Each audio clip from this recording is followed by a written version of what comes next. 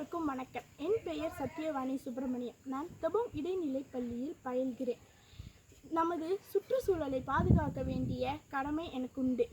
சுற்றுச்சூழலை பாதுகாக்கும் வாக்குகளை நான் கண்டிப்பாக கடைபிடிப்பேன் என்று வாக்குறுதி அளிக்கிறேன். நீரை சேமிப்பேன், குப்பைகளை குறைப்பேன், மரங்களை நடுவேன், உபயோகம் செய்த நெகிழிப்பையை மீண்டும் பயன்படுத்துவேன்.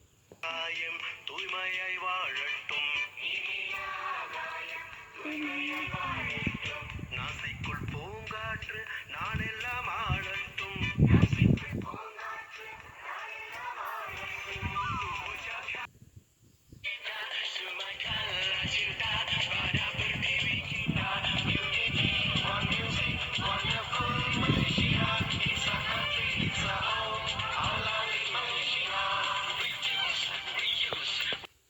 செடிகள் நடுவதன் வழியும் சுற்றுச்சூழலை பாதுகாக்க முடியும், பசுமையையும் உருவாக்க முடியும்.